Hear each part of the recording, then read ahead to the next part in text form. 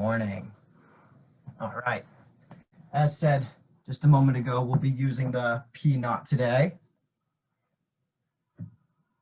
So for about the first half of today's session, we're going to be seated like so. And what I'd like to do is take this Pknot and we'll simply rest our glutes right on the Pknot. A few ways to do this if you want to just simply hold it in place, making sure that both ends are on one cheek or one glute. Feel free to tilt side to side. Others may find it more comfortable to roll forward and back. Just try and get different areas of the glutes this way. And you could do both if you'd like. If you want to move forward and then tilt side to side, back, side to side, do what works best for you. And we're going to finish up in 3, 2, 1. Excellent. Moving on to our next muscle group. We're going to work on the hamstrings, just one leg at a time. So I'm going to straighten out my leg here, resting the muscle right on the neck of the Pknot. And I'm going to use this leg here to help me move forward and back. Right now I'm on a carpeted surface. I find that this is much more effective if you're on a hardwood floor, or perhaps outside, on a patio, whatever works best for you. The carpeted area does work if you're especially sensitive in this area. Just make sure this leg is nice and straight. Feel free to tilt a little bit on your side to get different areas of the hamstring. And done. Moving on to the other side, I'll turn this way. I'm going to straighten out my leg. And again, the neck of the Pknot is going to be right underneath the hamstring. And let's move forward and back, taking your time, finding the pace that works for you. Again, if you want to tilt a little bit to your side, whether that's to your left or your right, you can do so at any time. Should have some pretty good range of motion here. So if you want to go all the way from the knee or behind the knee, all the way up to just under the glute, you can do that. Sliding side to side. Try to lift up the leg a little bit so that it's not sliding across your floor.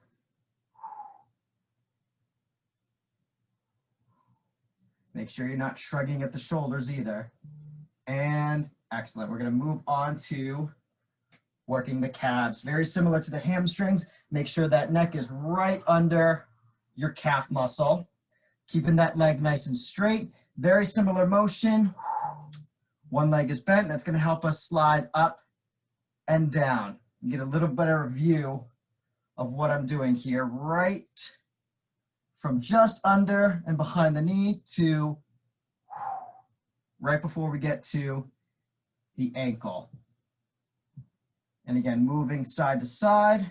If you find one spot is more sensitive than the other, you can focus on that spot. And if you find you have a knot, feel free to hold it in place and just put as much pressure as you can on that knot for about 5 to 10 seconds. Nearly done, and then we'll switch to the other calf. And excellent. I'm going to stay in this position. I know I got a bit of light here from my drapes, so all right. I'm going to start with right before I'm on the ankle, and I'm going to move forward and back. Keeping my hips off the floor. Feel free to move your hands in different spots.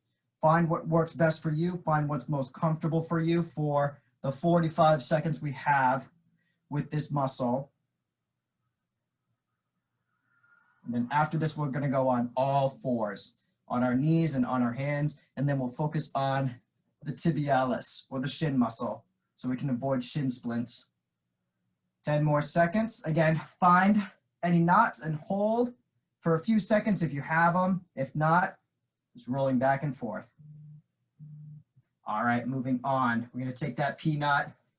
We're going to turn over so that we're on all fours. And this Pknot is going to roll up and down, not so much on the bone. I want it a little bit to the outside of the leg if you can. And simply moving the leg up and down. You might find this is a little challenging to get the right angle. Just take your time. You can also do small motions forward and back. So if you wanted to do the first 20 seconds focusing on the upper half of this part of your leg, and then on the second half, which is now, you can move to the lower part of the leg. You will find that a lot easier for control. 3, 2, 1. Excellent. All right, moving on to the other side. Again, trying to get it not so much right in front of the calf, but a little bit on the outside if possible. That's where most of the muscle is. So I'll start with right under the knee, rolling it back, and I'll focus on the upper half of the calf myself. The first half being only about 20 seconds here. Applying as much pressure as you can at this time. Again, if you find knots, try to hold it in place right on the knot if you can. All right, now that we're about halfway, I'll focus on the lower half. Again, smaller sections makes it easier for control. You should be able to look down like I am and see what you're doing. And done. Excellent. All right. For the next 2 body parts, so we have about 4 minutes left together. We're going to focus on the hip flexors to make sure it's right on that muscle. Tilting a little bit to, it's on my left side, so I'm going to tilt to my left. And all I'm going to do is lift the leg up and down. I know it's not the best angle here, but I'm allowing my toes to tap the floor, and then I'm just going to lift the leg up only a couple inches up and down. Tilting as much as you need to on one side.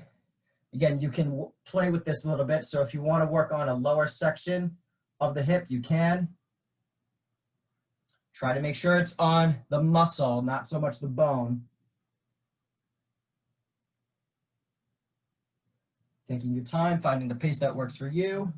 Let's do one more. Excellent. All right, moving on to the other side. So again, right on the muscle of the hip, turning it over. I'm going to lean a little bit more on my right side, and I'm going to lift the right leg up and down. Definitely more stiff on this one. And if you find that you're a little more stiff on one side than the other, it's not uncommon, but it is something we want to focus on. So if you find you're stiff on one side of your hip like I am, or any other part of your body that we've been working on today, you might want to give yourself a little bit more time right after this session. I'm going to try a little bit lower with my head. Again, you can play with this all you want on your own time.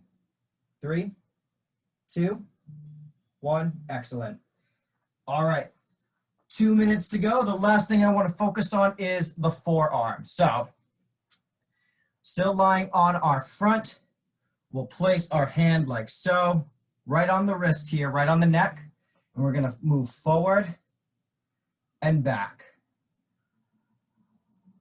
Just like that.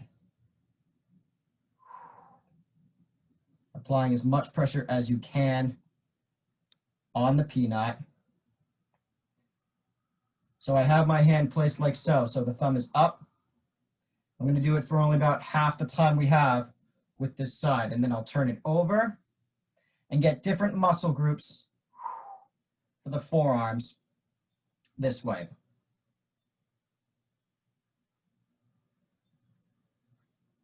Others may find that they're going to get a lot out of it with their palm facing up like so. So the thumb is pointing out. Let's do one more. Excellent. Let's move to the other side. So I'll do just that for this side as well. This is our last exercise here. We'll do 15 seconds, just moving up and down with the palm, like so. Thumb facing up. And good. Let's turn it over. So we're making the stop sign with our hands, focusing all on the muscle in the front part of the forearm.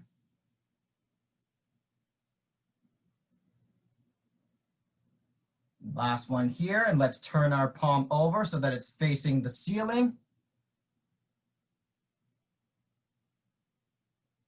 Again, try to avoid shrugging. And let's do one more here, applying as much pressure as you can. And done. All right. That is it. I'm actually sweating from that. That is it for today's session. So thank you for joining me. Now, this is officially, from what I've been told, the last session I have with you. I was told that it was last week, and we decided to change it, make it an extra week just in case. You are most welcome. As always, these classes will eventually be put on our YouTube page, so if you ever want to go back and try these sessions again, you can do so at any time on your own time.